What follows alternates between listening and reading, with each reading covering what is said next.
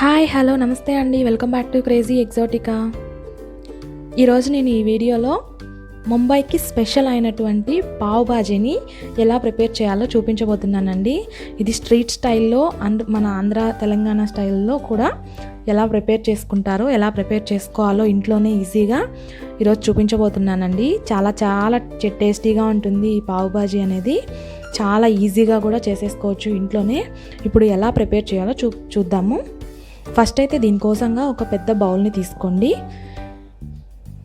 కొంచెం పెద్ద సైజులో ఉన్న బౌల్ని తీసుకోండి. ఉడికించుకోవాలి కాబట్టి కుక్కర్లో అయినా యాడ్ చేసుకోవచ్చు, నో ప్రాబ్లము. కుక్కర్ లేకపోతే ఇలా బౌల్లో అయినా యాడ్ చేసుకొని ఒక 2 పెద్ద సైజు ఆలూని చిన్న ముక్కలుగా కట్ చేసి పెట్టుకోవాలి. అండ్ అలాగే ఒక పెద్ద సైజు ఉల్లిపాయని చిన్న ముక్కలుగా కట్ చేసుకొని, అండ్ మీడియం సైజ్ క్యారెట్ని కూడా చిన్న ముక్కలుగా కట్ చేసుకొని ఇందులోకి యాడ్ చేసుకోవాలి.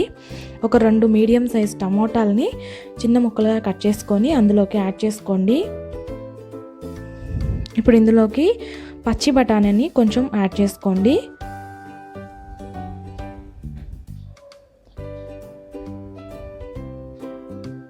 ఇవన్నీ యాడ్ చేసిన తర్వాత ఇందులోకి ఒక 1/2 టీ స్పూన్ వరకు పసుపుని యాడ్ చేసుకొని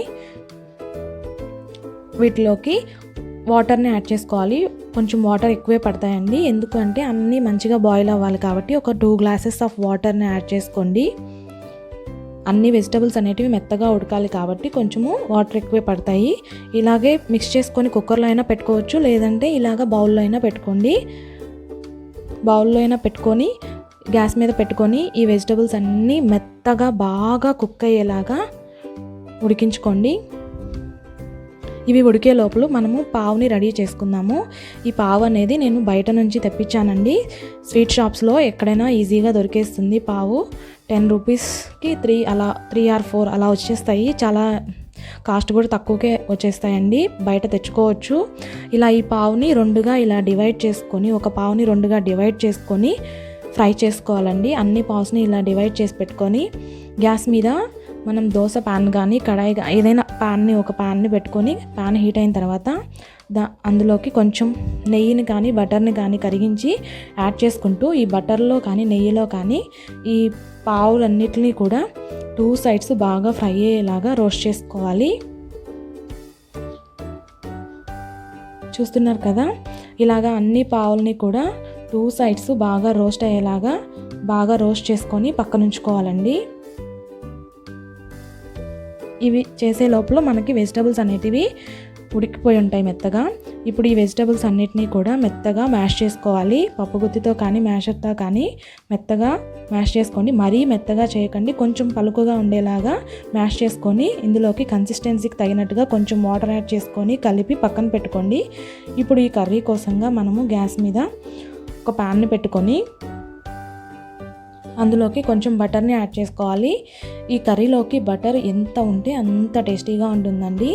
ఆయిల్ కన్నా బటరే ఎక్కువ యూజ్ చేయండి. ఒకవేళ బటర్ నచ్చని వాళ్ళు ఉంటే ఆయిల్ యూజ్ చేసుకోండి, నో ప్రాబ్లము. ఇప్పుడు ఈ బటర్ అనేది కొంచెం మెల్ట్ అయిన తర్వాత ఇందులోకి 1 టీ స్పూన్ వరకు జీలకర్ర యాడ్ చేయండి. అండ్ అలాగే ఇందులోకి ఒక పెద్ద ఆనియన్ని ఇలా సన్నగా కట్ చేసుకొని యాడ్ చేసుకొని ఆనియన్స్ అనేటివి కొంచెం లైట్గా ఫ్రై అయిన తర్వాత ఈ ఆనియన్స్ అన్నిటినీ కూడా ఈ బటర్ని ఆనియన్స్ని మనం మిక్స్ చేసి పెట్టుకున్న కర్రీలోకి ట్రాన్స్ఫర్ చేసుకోవాలి.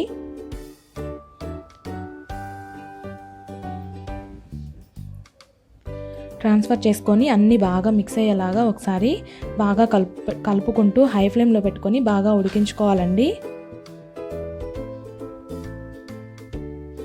ఇప్పుడు ఇందులోకి 1 టీ స్పూన్ వరకు కారం యాడ్ చేసుకోండి. అండ్ అలాగే రుచికి సరిపడినంత వరకు సాల్ట్ యాడ్ చేసుకోండి.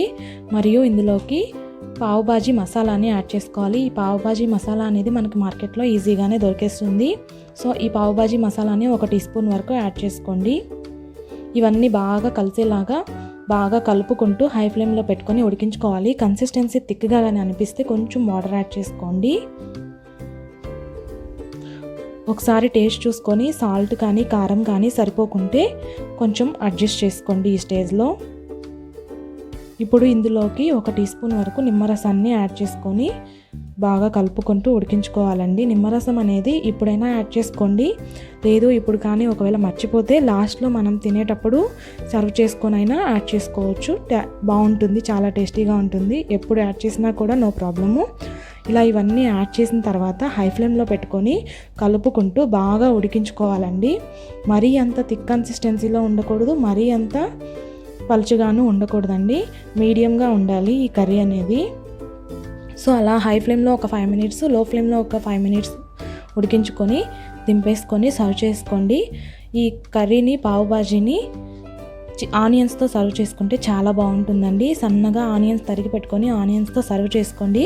చాలా చాలా టేస్టీగా ఉంటుంది, చాలా బాగుంటుందండి. ఈ పావ్ భాజీ డిన్నర్కి కానీ ప్లాన్ చేసుకుంటే ఇంకా డిన్నర్లో ఇంకేం అవసరం లేదు, కడుపు నిండిపోతుంది. ఈ పావ్ భాజీ తింటే చాలా చాలా టేస్టీగా ఉంటుందండి. ఈ స్ట్రీట్ ఫుడ్స్ అన్నీ కూడా బయట స్ట్రీట్స్లో బయట తినేదానికంటే కూడా ఈ స్ట్రీట్ ఫుడ్స్ని మనం ఇంట్లోనే ప్రిపేర్ చేసుకొని తింటే ఆ టేస్టే వేరండి. చాలా టేస్టీగా ఉంటాయి అండ్ అలాగే రుచికి రుచిగాను ఉంటాయి, ఆరోగ్యానికి ఆరోగ్యంగాను ఉంటాం కాబట్టి ఎప్పుడైనా కూడా ఈ స్ట్రీట్ ఫుడ్స్ అన్నీ కూడా ఇంట్లోనే ప్రిపేర్ చేసుకొని తినడానికి ట్రై చేయండి. చాలా టేస్టీగా ఉంటుంది పావ్ భాజీ అయితే. చూసారు కదా, నచ్చిందా వీడియో? నచ్చితే లైక్ చేయండి. అలాగే మీకు యూస్ఫుల్గా అనిపిస్తే ఖచ్చితంగా షేర్ చేయడం మాత్రం మర్చిపోవద్దు. అండ్ అలాగే ఇలాంటి మరిన్ని వీడియోస్ కోసం నా ఛానల్ని క్రేజీ ఎగ్జోటికా ఛానల్ని సబ్స్క్రైబ్ చేసుకోవడం మాత్రం మర్చిపోవద్దు.